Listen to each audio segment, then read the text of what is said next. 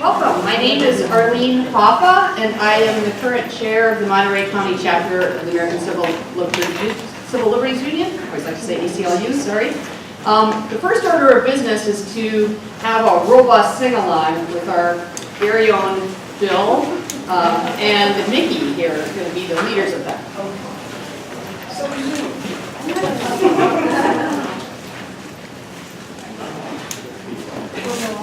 We're all going to say, okay. Everybody. So we are the Monterey County ACLU Hootenanny Chorus. And being inclusive, you're all included. So this is sort of ad hoc. So you should have lyrics on the back of someplace. Okay. So, yes. So a minor adjustment in the first verse after "but the nice ways always fail." You should sing, "It isn't nice, just like the second verse." There's a line missing there. Okay? Okay, and the little no at the end of the line. Yeah, and only 3 verses. And only we're singing the first 3 verses. This is a Marina song. The actual melody of this one was the second melody written by Barbara Dane and Judy Collins. Both of you need to be clear on this. So, here we go. Sing out or else. Best I can do.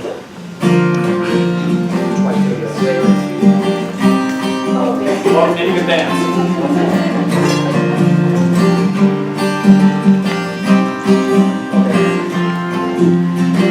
It isn't nice to lock the doorway. It isn't nice to go to jail. There are nicer ways to do it, but the nice ways always fail. It isn't nice, it isn't nice. You told us once, you told us twice. If that's freedom's price, we don't mind. No, no, no.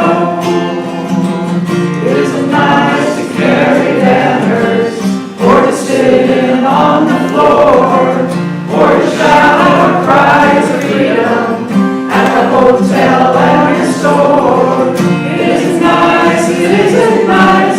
You told us once, you told us twice. If that's freedom's price, we don't mind. No, no, no. We have tried negotiations and the 3-man picket line. Mr. Charlie didn't see us, and he might as well be blind. Now our new ways aren't so nice when we deal with men of ice. But if that's freedom's price, we don't mind. No, no, no, we don't mind.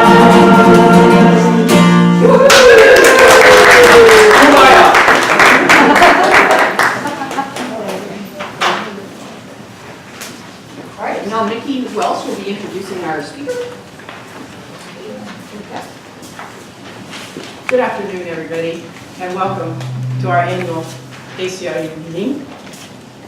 I have the pleasure of introducing my friend, Tessa D'Arcangelew. Tessa is the Leadership Development Manager of the ACLU of Northern California. That's what she serves in now for the past year or so, but she's been at the ACLU for 7 years. I jokingly said since she was a child. And she has grown through various roles at the ACLU, all in the area of the outreach, the volunteers, the chapters. And as Leadership Development Manager, she has risen to the highest level and is in charge of those who help manage the whole chapter volunteer program for the ACLU of Northern California. Across all of Northern California, our region goes from the county line of Monterey and San Luis Obispo all the way up to the Oregon border and inward to the top half of the Central Valley. So it's a very large affiliate. In fact, the ACLU of Northern California is the largest affiliate in the nation. And after the recent presidential election, went from having membership of 50,000 to a membership of 200,000. So we are by far the largest affiliate in the nation, and we're proud of that fact. And that means that each of the managers at the ACLU of Northern California has a very large job.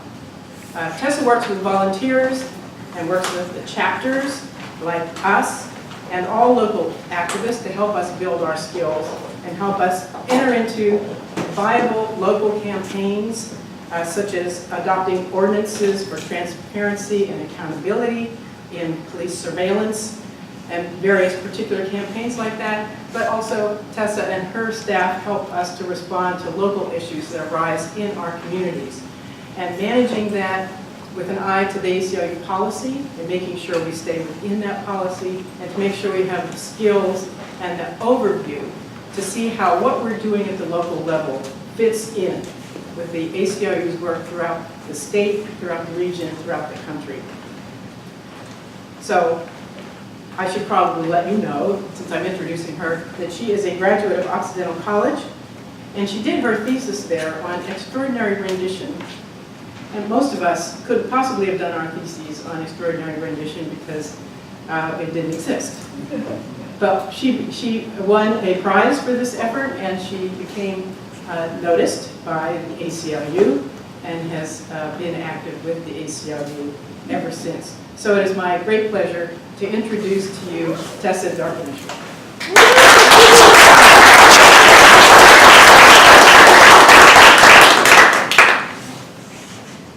Stand back here.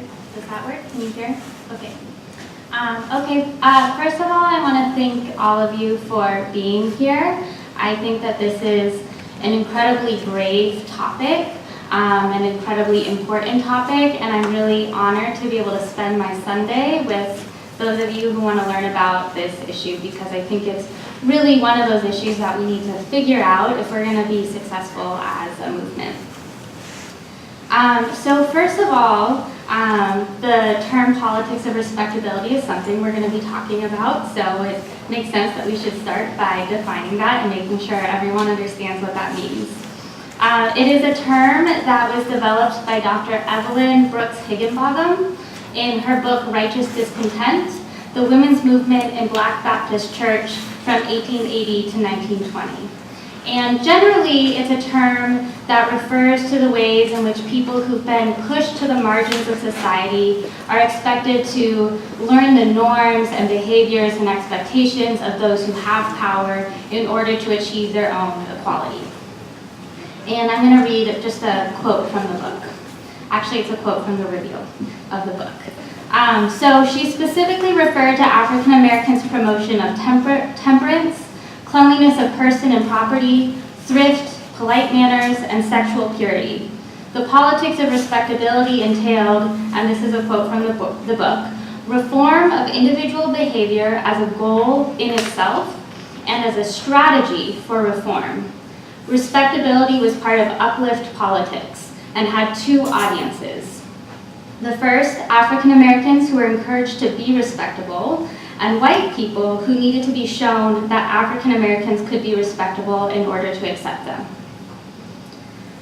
And when I was reading passages of the book, one thing that really struck me was a lot of the same kind of tones and themes that we hear when people talk about the American dream.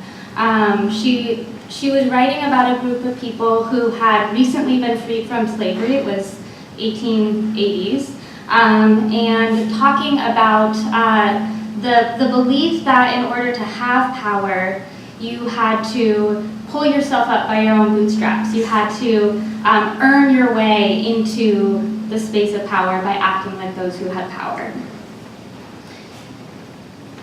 And we hear this today in common phrases like, pull up your pants, enunciate your words, act like a lady, just get married and settle down.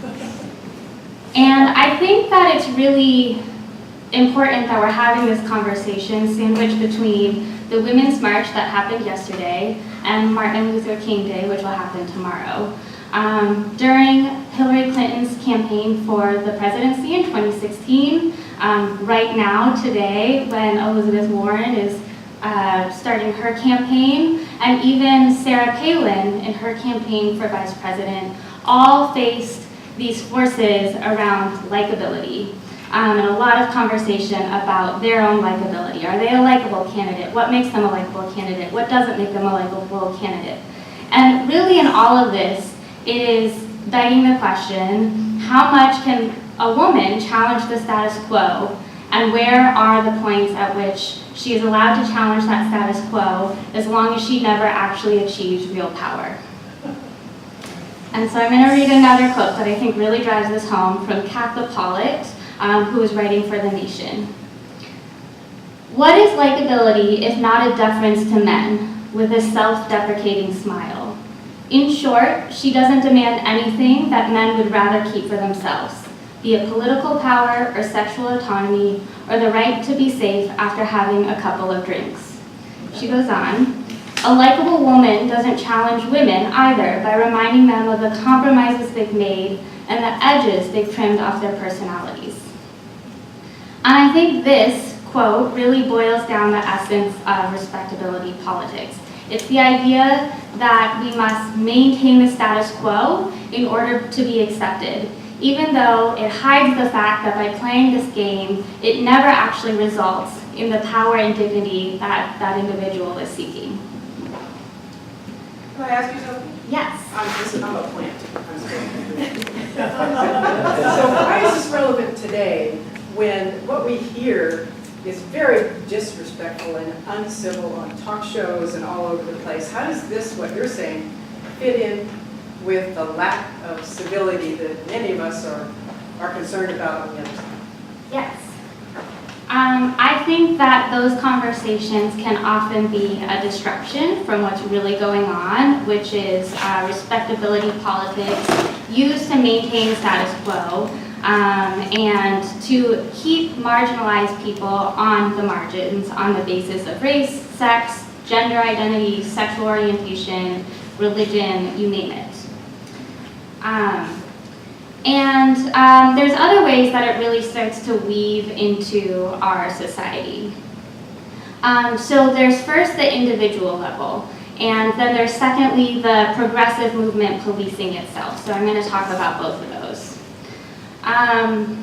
So the politics of respectability really can lead to this narrative around who is good and who is bad, who is deserving and who is undeserving.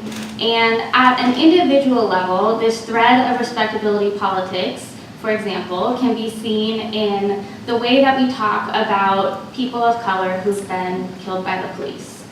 When Michael Brown was shot and killed in Ferguson, the news reports after his autopsy was released focused on the fact that he had marijuana in his system. Freddie Gray was often referred to as Freddie Gray, the son of an illiterate heroin addict. Tamir Rice was described over and over and over again as an exceptionally large boy, easily mistaken for a man. And there's nothing illegal about being the child of addicts. There is nothing about being a taller than average child that means that you can be summarily executed by the police. And users of marijuana have rights too. And so what has really happened here is that our discussion about deserving and undeserving, being respectable in order to gain rights, is a way that we've denied certain individuals' rights, and specifically Black men and boys' rights.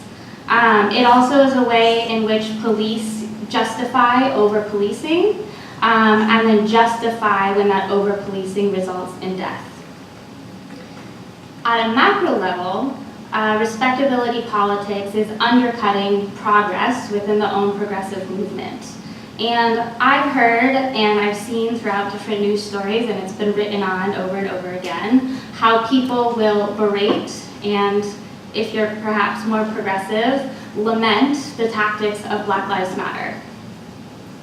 And so, for example, one way that this has been really common, especially in Sacramento, where I have been working on some legislation, is entering freeways and disrupting traffic and blocking traffic. And I personally have been in a situation where in Oakland, I was in a Lyft and we were going to a friend's birthday party, and I knew there was a protest that night about police violence. And I thought to myself as I got in the car, I have to tell this Lyft driver, let's not get on the freeway. And then I got distracted by modern technology and found us on the freeway, and we were stuck. There's nothing you can do in that situation. We sat there for 45 minutes, and it's not ideal. In fact, it's very inconvenient. But that's exactly the point.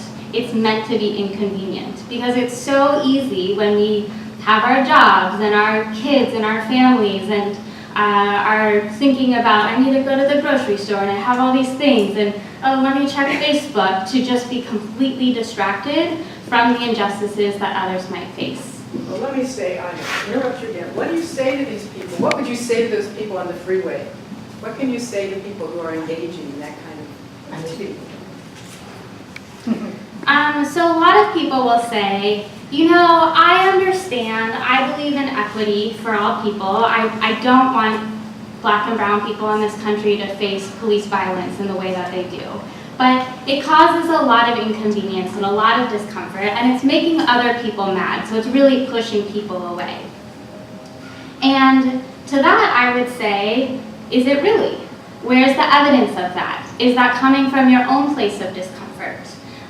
Is that coming from the narratives that we're reading in the media that's reinforcing this idea of respectability politics? And some counterexamples. So I mentioned Sacramento. Stephen Clark was killed by the police there last March. And the ACLU, meanwhile, for years, had been shopping around legislation to reform use of force in California and limit it legally to only those situations where it's necessary, which is actually currently not the legal limit. Yes, I feel the same way. And it was not until Black Lives Matter Sacramento and other allies were disrupting the basketball games, disrupting traffic, getting on the freeways, creating a very loud and obvious and visible inconvenience that lawmakers finally said, okay, you know what? We actually need to take this issue on. And they ran AB 931 last year, and they did that because of these tactics. One other example, so after the election, and even now, and especially now as we go into a new presidential election, there's a lot of conversation about white women voters, and that we must get white women voters if we are a nonpartisan organization. Democrats must get white women voters if they are going to achieve victory and if they're going to win back the White House. And I heard this over and over and over again, so I just believed it to be true. And it wasn't until last year when I was at the Equity Summit, which is a national conference on equity and racial justice, that I actually looked at the numbers during a workshop. And Democrats don't need women and don't need white voters in order to win back the White House. Barack Obama won the presidency because of Black voters and because he inspired Black voters to turn out. It wasn't actually because he inspired a bunch of white women voters. And that isn't to say that we should ignore any part of the electorate or any part of our country when we're trying to think about policy agendas and how to include people.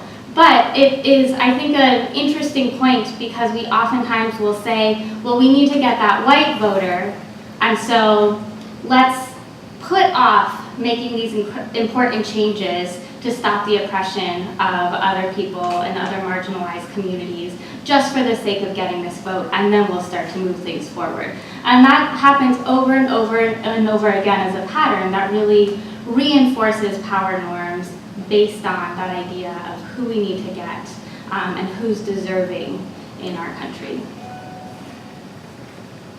Well, given all this, what is the ACLU's role in this? Why are we talking about it? And then, Martin Luther King Day is coming right up. So did he have a role in it? Okay, so first of all, as an organization, the ACLU really is working to center impacted people in our work and to follow the lead of impacted people as they seek their own freedom and justice. It's the notion that the people who are experiencing the problem best know the solution.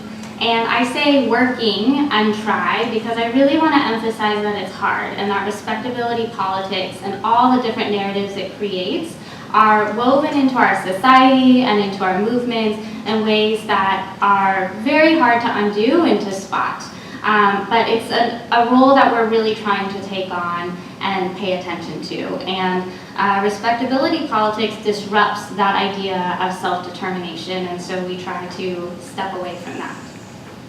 At a legal constitutional level, which is what we're most known for, the respectability politics can oftentimes be enshrined into law through state or local ordinances. So for example, in Dadeville, Alabama, they passed an ordinance that basically said that if you're sagging your pants, you can get a criminal charge because it leads to all these different things. And this violates freedom of expression. It's completely unconstitutional. We were able to stop that ordinance from taking effect. Along with it violating freedom of expression and those kinds of fundamental First Amendment rights for individuals, it also plays into the other issues that we work on, like criminal justice. So making it criminal to wear sagging pants or a mini skirt legalizes the over-policing and criminalization of marginalized communities. It gives police the legal right to stop and search, and it is the same kind of dynamic that leads to stop and frisk policies, broken window policing, that leads to disproportionate criminalization of the people who, if you think back to the origins of respectability politics and kind of the like self-policing of marginalized communities, it's clearly not actually leading to reform and uplift politics. That was the initial intent. And then Martin Luther King is often talked about and evoked in contrast to Black Lives Matter. I think that when people have that sense of discomfort about a tactic or a strategy, they turn to Martin Luther King and that they idealize him and a whitewashed version of him and really say, oh, all of these organizers should look to Dr. King as a different way to approach organizing. But this is a false narrative. He also marched. He had movies about it, like Selma. He also disrupted. He also caused discomfort.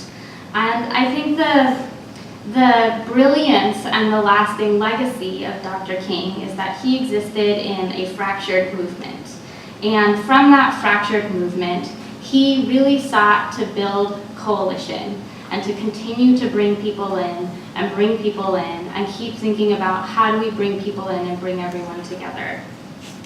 And when people within his movement asked him to oppose Black power and tear down Black power as the wrong kind of messaging during the Civil Rights era, he instead looked at that movement within the Civil Rights movement and understood it through his own theory of change. And he said, Black power was born from the wombs of despair and disappointment. Black power is a cry of pain. It is in fact a reaction to the failure of white power to deliver the promises and to do it in a hurry. The cry of Black power is really a cry of hurt. And I think there's a lesson there. There's a lesson about success coming from inclusivity of different voices and different experiences and seeing the truth in that, even if it doesn't feel like your own truth, and in supporting one another. And really that shouldn't be a lesson that we have to take away, but I think in today's modern politics and in this era of uncivil discourse, it is something that as a progressive movement we should seek to learn from. I'm not a plant. It seems like one modern day example of what you're talking about is taking a knee during the anthem in the NFL. Why would that be illegal? Why is that wrong? Could you repeat the question? Yeah, so the question was, and I was thinking about this too when I was preparing for today, that people are frustrated and angry about NFL players and Colin Kaepernick taking their knee during the national anthem. And you asked why would that be illegal and why is there a problem in that? It's not illegal. It It is a freedom of expression that is constitutionally protected.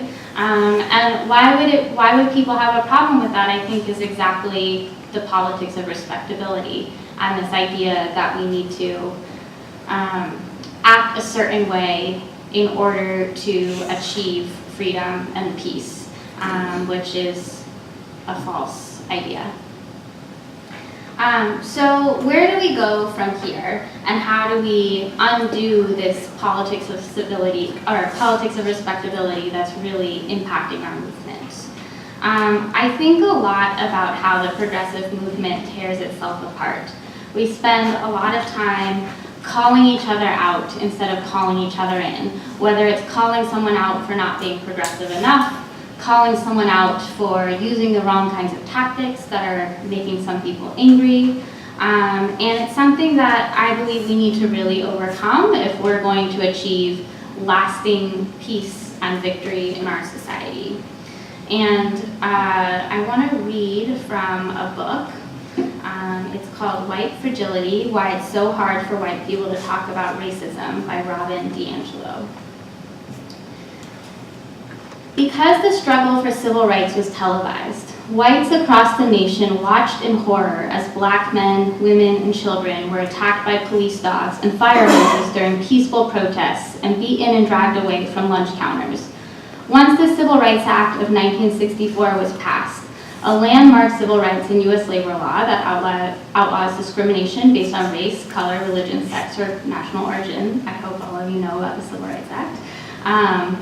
It was less acceptable for white people to admit to racial prejudice. They did not want to be associated with the racist acts they had witnessed on television, in addition to the fact that discrimination was now illegal.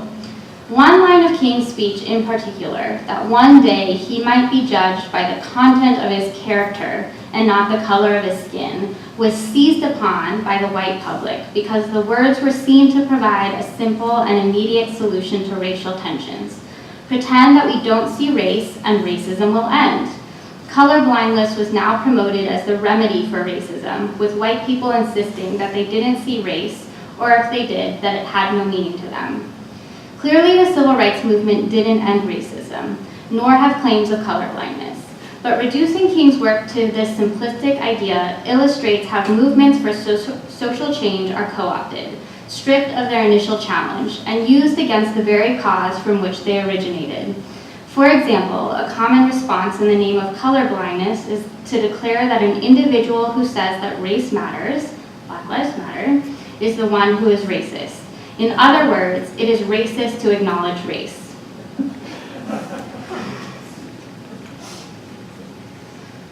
And on the eve of Dr. Martin Luther King Day, I think we can seek to embody a different way of being with one another and to embrace all the different voices and tactics of our movement as the many different ways that we can seek change together.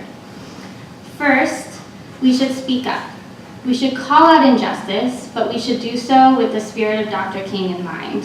We should seek to build coalition, and we should be generous and compassionate and recognize that we're all on a journey of learning how to make the world better for all of us. And then second, we should listen, and especially if we ourselves are not impacted by the issues. We should listen and we should sit with that discomfort. And I can acknowledge that it is a terrifying moment when someone says, hey, that thing you just did was kind of racist. Or, I thought we were all here to smash the patriarchy, but you're upholding it. That is a moment where, as a progressive person, the very idea of who you are was, instead of being seen by another person, seems to be completely absent. It's as if they're not seeing you at all. And that's scary. But it is a time when we can sit and listen and be with that discomfort and be generous and compassionate with ourselves so that we can be part of that journey of learning. Respectability politics at a personal, individual level might be seen as wanting the other to become more like ourselves out of a fear of change and the fear of unknown. And acting out of fear, I really can't imagine a more human reaction. But we can also deploy another kind of humanity, love, to overcome respectability politics and to listen to one another and to build coalition just as Dr. King did.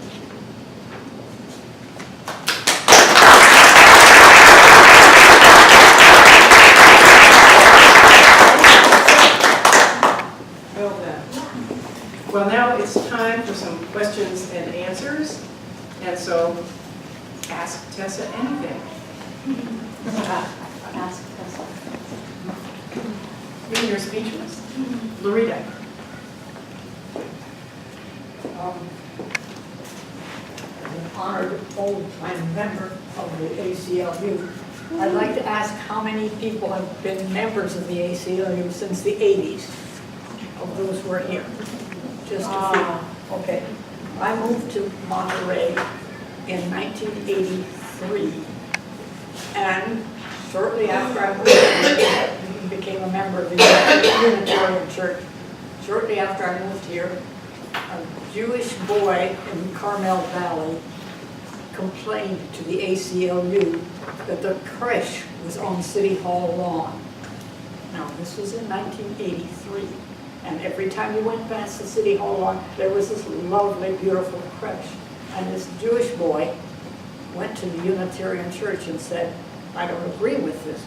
We should do something about it. But somebody who lives in Monterey, not somebody who lives on Carmel Valley, should take this as a cause. So I agreed to take this, several of us, as a cause, but I was one of the main ones. And we had a real case of take the creche off of the City Hall lawn. We said, put it anywhere. We don't care where you put it, in any churchyard or anything. Just don't have it on the government property, City Hall lawn. And it was a long, long fight. But we won it. And as you notice now, all we have is our little elves and things like that dancing around, because it's nothing to do with Christianity as a.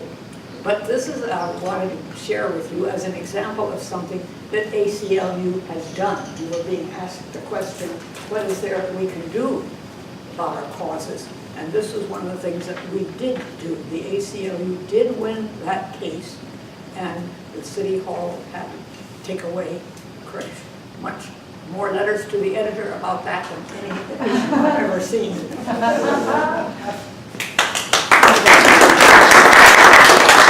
I would just say, on behalf of the ACLU chapter, which was part of bringing that lawsuit, thank you, Rita. Yes.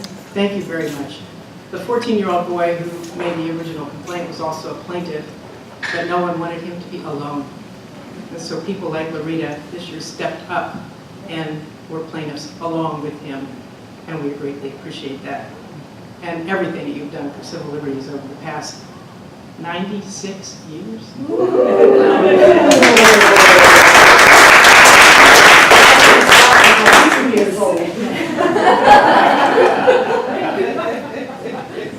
Anything about respectability politics, or I'll ask something, so you better go ahead. Helen? Yeah, sometimes I feel like in the idea of respectability politics, a lot of discomfort when I'm with my progressive friends as they bash Republicans. Yeah. And Republicans this and Republicans that. So like when you have a group of people, they're not all like that. And I think we need some self-examination. Another meeting, we trash people for their religious beliefs. You don't vote for history. And so I do feel we have to evaluate how we treat respectability, how we're being respectful. Yeah, I think it's something that happens at the very interpersonal level to very macro levels in our society and social change, and really across and between all different spectrums. And I think the more as a progressive movement we model something different, the more that can start to expand out. What are some of the ways that we can model turning this around? I mean, as far as, if we're personally in a conversation and we realize that we as a white person possibly are expecting a certain behavior from the person of color we're talking to, personally can acknowledge that within ourselves. Are there other ways to speak out? Right, so I ended by talking about both the speaking out in your own personal relationships and then also seeking to listen. And that can include seeking to listen to your own internal voice, where you might see someone in the grocery store and realize that you're passing certain judgments that are unfair. And then I think that within movements, and for example, in a coalition meeting where you're with other different organizations and different tactics are being brought up, it's really important that we give each idea space and guard against our personal knee-jerk reactions about what's right and what's wrong, and acknowledge that maybe we don't always know what's right, and especially if there's solutions coming from an immigrants' rights leader on immigration issues, that even if we think that's not what I was thinking when I came into this room, and I've never done something like that, or I don't believe that's going to work, that we give space for other leaders to really push their own ideas forward and try them and take risks. And I think that when you allow people to take risks and they know that in taking that risk, if it fails, you're not going to be there saying, I knew this was going to fail. And instead are there saying, well, we learned from that. What did we learn? How do we move forward differently? It can allow us to be so much more creative and inclusive in how we work towards social change.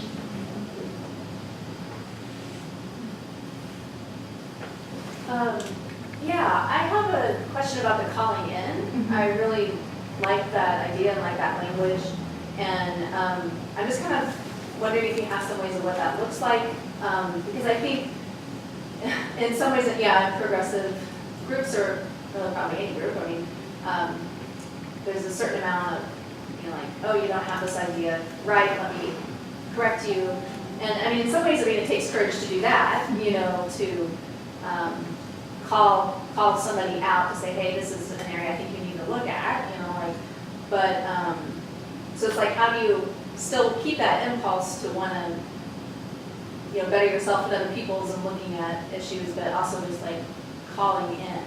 Yeah, what does that look like? We've talked a lot about this as a staff at the ACLU, and there's two values that we have really started to grapple with and uphold and try to make part of our own internal culture. And one is compassionate curiosity, and really seeking to understand what you don't know about what somebody might be saying and where they're coming from in a respectful way. I will say that sometimes people say, well, I was just curious, and that's why I asked about the intimate lives of a gay couple that I know, which is just inappropriate. But compassionate curiosity is about acknowledging that you just don't know where that person might be coming from, and wanting to have compassion towards them and have them be part of your family. And how do you ask them questions about where they're coming from and really seek to understand without thinking, I'm going to ask these questions as a way to get something. It's just that openness to what will I learn from asking these questions. Maybe it's kind of listening. Yeah. And then the other is generosity, and being really, I think generosity is about giving the gift of somebody wanting to learn and believing the best intentions out of that, even if the impact that they had wasn't the right one. And creating the space and the time to let somebody move along that journey of learning. So those are the two things that we just keep trying to remind ourselves of. And if you start to make that part of your day-to-day thinking, it can really shift how you see people that are your allies and how you want to talk with them and work with them.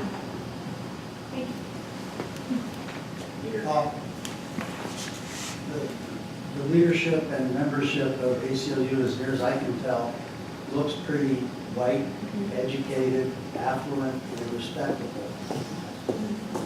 Are there any efforts, or policies, or anything made to expand a little bit? Other groups of society? Yeah, I think that what you're speaking to is the ACLU's base of supporters and who is naturally attracted to our organization. And I think that if you think about the ACLU as a reform organization, we work within systems of government to make change happen and to reform those systems so that they include more people. And from that perspective, it makes sense that the people who are most attracted to the ACLU are people for whom the system has generally worked, and they also want it to work better for more people and include more people. And I think that's naturally why the ACLU has a base that is mostly more on the affluent side of the spectrum, white, generally considered by our cultural norms to be respectable, and to have certain ideas about how to make change. Given that that's our base, one role that we see ourselves playing is to really educate people, especially people who are recently politicized by the election, and perhaps the election really awoke all of their awareness to what's happening in the world. Not much has, some has changed, but things were pretty bad for immigrants here in America with President Obama, and most people just had no idea. And now so many more people are invested in that and thinking about that and concerned about that and wanting to do something. And the election of President Trump really did that. And the ACLU is really trying to play a role of meeting people where they are, helping them to understand how these movements have existed for a long time, how to exist responsibly in these movements so that you really are supporting rather than fracturing the movement, and helping to build coalitions and bring everyone along with that. We really try to cast a wide net and have a big tent and welcome as many people as possible. One more question, Maria? Well, I have one more thing to say. So if other people have other questions, they can go first. Are there questions? No, you go ahead. No, Go ahead. I just have a comment. I wanted to thank you, Tessa, for bringing really real clarity to a very complicated and messy topic. It's even difficult to know how to begin to address it. So thank you very much. I learned a lot and able to think more clearly about it. First of all, well, my name is Margaret Sarbanetti. I'd like to apologize for walking in late and started fighting off a cold and then debated whether or not I should come out, which is why I'm standing back here. I feel much better after having taken an extra nap. Anyway, this really attracted my attention because I am involved in local community politics. And I find that the inclusion, when it comes to inclusion of people of color, it's very lacking. You mentioned the immigrant community. And yeah, as the way I see it, everybody here is an immigrant. Even though I'm starting to hear actually we're not all immigrants. America is a country of settlers. Well, then if we're going to go there, let's talk about genocide, okay? But anyway, I find that as a woman of color with a voice, because I don't hold back, and those who know me know I don't hold back, that I just have to I just have to push back against those who would tell me that I need to speak softly, that I'm just going to say it, I need to behave like a white person, and I'm not. I talk with my hands, okay? My parents are European descent and Native Mexico descent, but a lot of European descent in Mexico. And I am who I am, and I don't apologize for it. And I find that when it comes to community groups that come together in order to get things done, there's a lot of put yourself in check when it comes to people of color. There is a tendency to, we know best, and I'm just going to put it out there with the white community, we know best, and we will let you speak. And so people of color have a tendency to go and leave those groups, and they don't come into those groups. They don't get included. I myself cannot figure out why Monterey County constantly elects people out of Carmel that don't look and reflect the rest. Of course, the answer is money, but they don't reflect the overall community. So I think it's great that you're having this conversation, and so yeah, it's just out there, not being included. And now one more thing, and I'll tell you this: I just witnessed last Thursday. So City of Seaside, they just recently had an election, and it was top 2 out of all vote getters, and they were voting a mayor in as well. They voted in a mayor, and then they voted in 2 city council members. The city council decided that they would, they had somebody resign right after the election, and so there was an open seat. And so they had to decide, are we gonna appoint, how are we gonna do this? They said, we will appoint. And so the community came together and said, appoint the person who just came in third. I mean, that only makes sense. And every single person that I have asked, without telling them who is what and where they stand, have all said the same thing. But there's a difference in politics between the people that came in and the person who came in third, okay? And this is where the problem exists then. Because the person who came in third now all of a sudden had to apply along with all the other people who they went along and cherry picked. And these are people who call themselves progressives, and I question that. Because all of a sudden everybody's a progressive now. It's the thing to be, right? And, but anyway, they had an interview process, and they skipped the person who came in third, and they put in the person who they had applied and chose. Now, is that the way we want to be doing things? Now, what I left out of this whole conversation was that the person who resigned was a black woman. The person who came in third was a black woman. And they chose the young white woman who they told to apply, who was like 20-some odd years old. So this is where we come into, I don't agree with the person who came in third on everything, but it's about community. And if we're gonna do this, we know better than you because we know how to run this place, and we can choose for you because we're more whatever it is. That's where we are fracturing people that we should be aligning with, because then they're not trusting that the person who came in third, that they can actually have the words to bring that person into the conversation. They can all agree somewhere in the middle. And that's, so I sort of, anyway, I have to say that. Thank you for that perspective. Very important. I really appreciate that. Are there any other questions? We're running a little bit out of time here, but Marina, you have one more thing you wanted to bring up? One more thing to say. I want to tell you a poem that has guided my life that I think is very appropriate for any such thing as this. You say the little efforts that I make will do no good. They never will prevail to tip the scale where justice lies in balance. I'm not sure I ever thought they would, but I am prejudiced beyond debate to say which side would feel the stubborn ounces of my weight.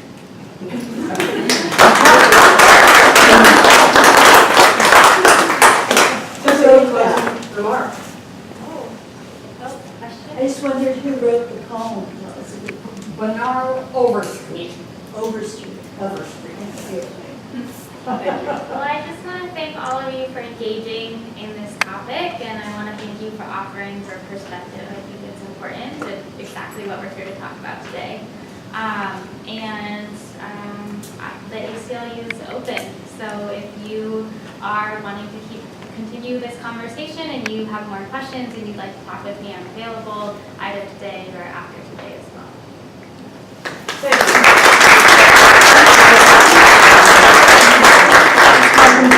you. Our chair. So those of us on the board sometimes that feel that bending the arc of justice is hard work. I love Lorita's poem. We sometimes feel like we haven't done anything. Like we work hard all year and you get to the end of the year and you're like, what happened? And I have to really thank Bill Rawson and Renee Franken for keeping good notes, because as I looked through the year and I reviewed it in total, we have made an impact in our community, I think. We've tried to do 3 things this year. We've tried to support community groups who may not feel as welcome being in our group because we've put up some wall. We've done this by being at the Women's March and supporting them with financial means, as well as being there present. We've gone to the MLK March. We were at Peninsula Pride. And Mickey attended the Bill of Rights Day up in Oakland. Secondly, we have tried to educate our community on topics that we feel that we could be doing a better job at. We had a forum on bail reform and the importance of the district attorney as an elected official setting the sentencing guidelines. We had another forum on voting rights, making sure that the community felt like that their voice would matter, that even though it was just one vote, your vote mattered. We had a lovely Atkinson Award event where we honored Blanca Zarazua for her rights on immigration, or her work on immigration rights. And we heard a wonderful speech from Leanne Panetta introducing her and giving us a different perspective of work in the community by other people. And then the third thing that we've done this year is to try to foster relationships with elected officials. We had members of our group work with the state legislature to overturn the 50-mile rule, which was forcing migrant families to move 50 miles away at the end of the growing season. We had people from our group develop continue to develop a strong relationship with the sheriff's office. And they actually called on Mickey when they were trying to implement the sanctuary state law to figure out how to best improve that. It was wonderful when they asked us for copies of the U.S. Constitution to give to every new deputy as they're sworn in, because one of the members had one that Mickey had given him, and he was using it to justify to another deputy sheriff why he was protecting the rights of this person who he was arresting. And I thought that was just a beautiful example of relationship building. We've tried to begin a relationship with the registrar of voters. We're worried about voter rights, and so some of us have gone there. And when I think of that in total, it's all these little things that Marina was talking about. But I think it was a significant year, and those of us that are feeling depressed that, oh man, we didn't do anything, I want to uplift I want to cheer for the rest of my board. I think that you've done a great job collectively. Now I'm going to invite Mary Kay Norsing up here. She's our nomination chair. Go, Mary Kay. It's my honor to read the names of this year's nominees to serve on our board in 2019. And I will just tell you that nominations go originally up to Tessa and her group in Northern California, and they are screened there and then sent back to our nominating committee. So I'm going to read the names. Some of us are here, some are not. Those of you who are here, who are in the room, if you could just let yourself be known in one way or another. And we'll vote as a slate at the end. And I would just say that collectively, we have a board that has served over a century, which is pretty good. Now, I will say that much of this is due to Mickey Welch and to Elliot Roberts. But the others have also served for, well, collectively, we've served for a long time. We have one new member this year, Dutch Meyer. I'm afraid Dutch couldn't be here today, but we welcome him. So I will read the names and let you know those who aren't here. Joseph Belmont, Joseph isn't here. Michelle Biddle, back. Helen Davis, Patty Fashing, Renee Franken, back. Elaine Gurman isn't here. Arlene, Mibbs McCarthy isn't here. Dutch Meyer isn't here. Mary Kay Norsing here. Elliot Rukowitz Roberts. And Michelle Mickey Welch. So I would ask you to vote yea or nay for this slate of nominees. All in favor of this slate? Aye. All opposed? Okay, the ayes have it.